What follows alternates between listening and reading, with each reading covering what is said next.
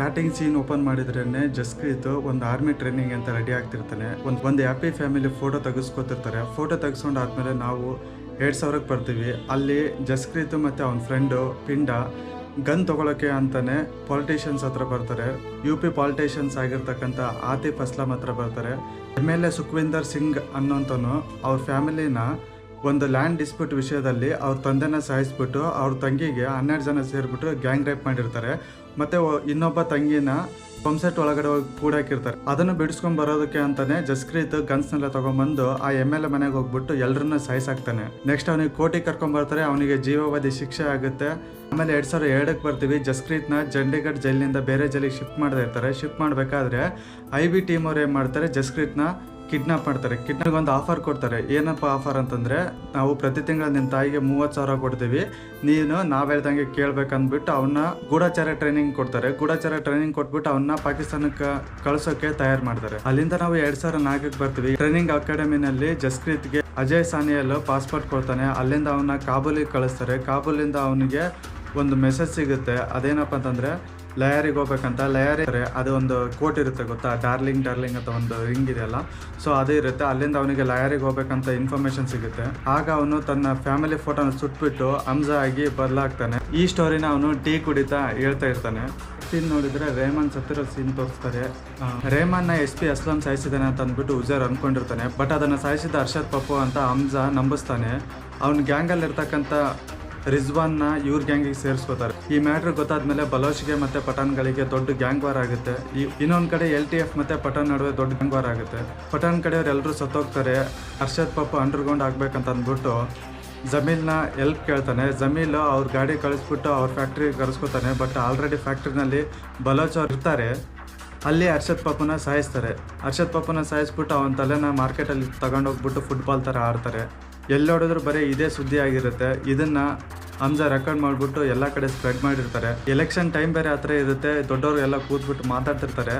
ಮಾತಾಡಬೇಕಾದ್ರೆ ಇದನ್ನ ಹೇಗಾದರೂ ಮಾಡಿ ಕ್ಲಿಯರ್ ಮಾಡ್ಬೇಕಂತ ಅಂದ್ಬಿಟ್ಟು ಅವರೊಂದು ಪ್ಲಾನ್ ಹಾಕ್ತಾರೆ. ಆ ಪ್ಲಾನಲ್ಲಿ 4 ಬಲೋಚ್ ಹುಡುಗರನ್ನ ತೊಗೊಂಬಂದ್ಬಿಟ್ಟು ಶೂಟ್ ಮಾಡ್ತಾರೆ, ಅವರು ಆತಂಕವಾದಿಗಳಂತ ಅಂದ್ಬಿಟ್ಟು. ಇದೇ ಟೈಮಲ್ಲಿ ಉಜೇರ್ ಮೇಲೆ ಎನ್ಕೌಂಟರ್ನ ಆರ್ಡರ್ ಬರುತ್ತೆ. ಅದಕ್ಕೋಸ್ಕರನೇ ಉಜೇರ್ನ ದುಬೈಗೆ ಕಳಿಸ್ತಾರೆ. ದುಬೈನಲ್ಲಿ ಅವನ್ನ ಅರೆಸ್ಟ್ ಮಾಡಿಸ್ತಾರೆ. ಅದಾದಮೇಲೆ ಫುಲ್ ಲಯಾರಿ ಕಂಟ್ರೋಲ್ನ ಹಮ್ಜಾ ತಗೋತಾನೆ. ಹಮ್ಜಾ ಕಿಂಗ್ ಆಫ್ ಲಯಾರಿ ಆಗ್ತಾನೆ. Hamza MM party Nawaz ಶರೀಫ್ನ meet ಆಗ್ತಾನೆ. ಎಲೆಕ್ಷನಲ್ಲಿ ಅವ್ರಿಗೆ ಸಪೋರ್ಟ್ ಕೊಡ್ತಾನೆ. ಹಂಗೆ ಎಲೆಕ್ಷನ್ನ ಗೆಲ್ಲಿಸ್ತಾನೆ. ಇದನ್ನೆಲ್ಲ ನೋಡಿದಂಥ ಬಡೇ ಸಾಬು ಹಮ್ಜಾನ ಮೀಟ್ ಮಾಡಕ್ಕೆ ಕರೀತಾನೆ. 60,000 ಕೋಟಿ ನಕಲಿ ನೋಟ್ನ ಇಂಡಿಯಾ ಕಳಿಸ್ಬೇಕಂತ ಹೇಳ್ತಾನೆ. ಹಮ್ಜಾಗ್ ಒಂದು ಡ್ರಗ್ ಡೀಲ್ನ ಕೂಡ ಕೊಡ್ತಾನೆ. ಅದೇ ಟೈಮಲ್ಲಿ ಡ್ರಗ್ ಡೀಲರ್ ಆಗಿ ಇಂಡಿಯಾದಿಂದ ಪಿಂಡ ಬರ್ತಾನೆ. ಪಿಂಡನ ಪಿಕಪ್ ಮಾಡ್ಕೊಂಡು ಹೋಗ್ತಾರೆ. ಅವನಿಗೊಂದು ದೊಡ್ಡ ಪಾರ್ಟಿ ಕೂಡ ಕೊಡಿಸ್ತಾರೆ. ಪಾರ್ಟಿಲಿ ಪಿಂಡ ವಾಶ್ರೂಮ್ಗೆ ಅಂತ ಹಮ್ಜಾನ್ ಕರ್ಕೊಂಡು ಹೋಗ್ತಾನೆ. ಅಲ್ಲಿ ನಿನಗೆ ಮನೆ ನೆನಪಾಗ್ತಿಲ್ವಾ ಹಮ್ಜಾ ಅಂತ ಕೇಳ್ತಾನೆ. ಅವರಿಬ್ಬರು ಮತ್ತೆ ಜಗಳ ಆಗುತ್ತೆ. ಜಗಳದಲ್ಲಿ ಪಿಂಡ ಸತ್ತೋಗ್ತಾನೆ. ಅದನ್ನು ಕಾಪಾಡೋಕ್ಕೆ ಅಂತ ಆಲಂ ಬರ್ತಾನೆ. ಹಮ್ಜಾನ ಕಾಪಾಡೋಕೆ ಹೋಗಿ ಆಲಂ ಸತ್ತೋಗ್ತಾನೆ. ಇದೆಲ್ಲ ಡೌಟ್ ಬಂದು ಪೊಲೀಸು SP ಅಸ್ಲಾಂಗೆ ಇನ್ಫಾರ್ಮೇಷನ್ ಕೊಡ್ತಾನೆ.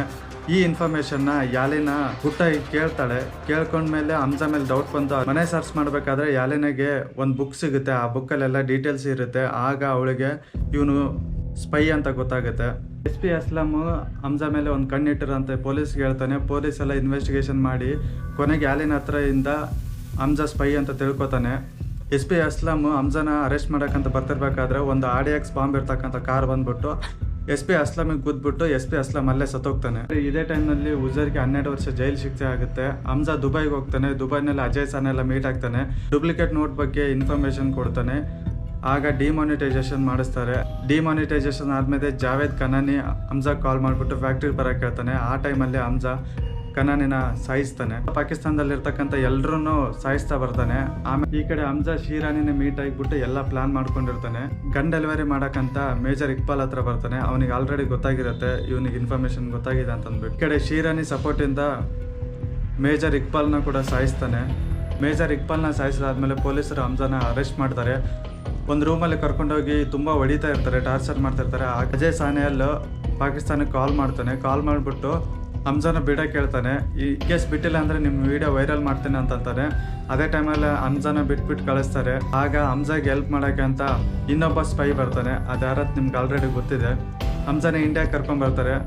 ಹಮ್ಜಾ ಇಂಡಿಯಾದಿಂದ ಅವ್ರ ಊರಿಗೆ ಹೋಗ್ತಾನೆ. ಊರಿಗೆ ಹೋಗ್ಬಿಟ್ಟು ಅಲ್ಲಿ ಅವ್ರ ಫ್ಯಾಮಿಲಿನ ನೋಡ್ತಾನೆ. ಅವ್ರ ಫ್ಯಾಮಿಲಿ ಹ್ಯಾಪಿ ಆಗಿರೋದ್ರಿಂದ ಅಲ್ಲಿಗೆ ಎಂಡ್ ಮಾಡ್ತಾರೆ.